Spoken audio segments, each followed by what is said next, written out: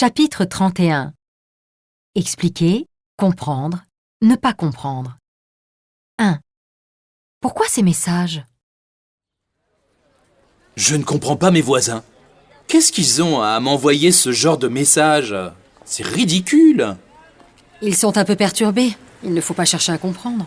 D'abord, comment ça se fait qu'ils aient mon adresse électronique? Voilà qui me plonge dans la perplexité. J'imagine qu'ils l'ont eu par l'intermédiaire de la copropriété. Je comprends, tout s'explique alors. 2. Note de frais suspecte. Permettez-moi de vous demander des éclaircissements sur ces notes de frais que je viens d'éplucher. J'ai déjà fourni des explications il y a une semaine. Je ne vais pas recommencer. La hiérarchie a du mal à trouver une justification à la plupart de ces déjeuners d'affaires. Je n'ai pas de compte à vous rendre et je n'ai pas à me justifier sur ce type de montant. J'invite des clients à déjeuner, c'est tout à fait normal. Je ne vois pas en quoi mes notes de frais vous regardent.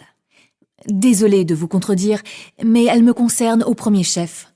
Si j'entends bien ce que vous dites, vous vous considérez comme au-dessus des règles de l'entreprise? 3. Mise au point. J'ai convoqué le stagiaire pour lui remonter les bretelles. Il me semblait depuis un certain temps que la situation allait à la dérive, mais quand je l'ai vu à la tâche vendredi dernier, ça a fait tilt. Et j'ai compris qu'il fallait remettre les pendules à l'heure. Vous ne m'étonnez pas.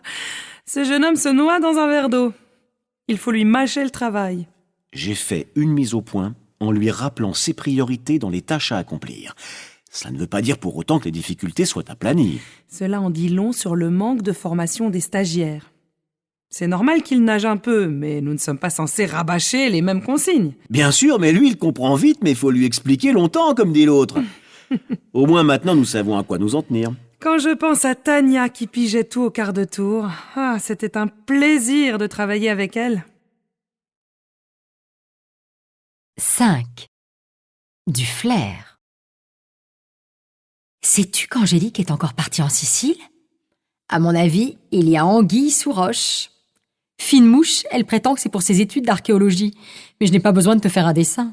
J'ai l'intuition qu'un bel Italien est dans les parages. Tu crois? Je reconnais que tu es intuitive, mais là, j'ai quelques doutes. Elle avait toujours dit qu'elle voulait passer du temps en Italie. Mon flair me dit que ce n'est pas la seule raison. Et j'ai toujours eu le nez creux, comme tu sais.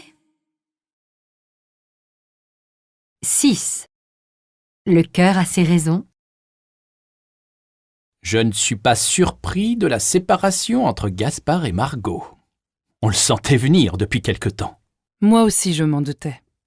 J'ai toujours eu le pressentiment que leur relation ne durerait pas. Ils sont trop différents, voire incompatibles. Gaspard ne voit pas plus loin que le bout de son nez. Margot n'a pas montré davantage de discernement d'ailleurs.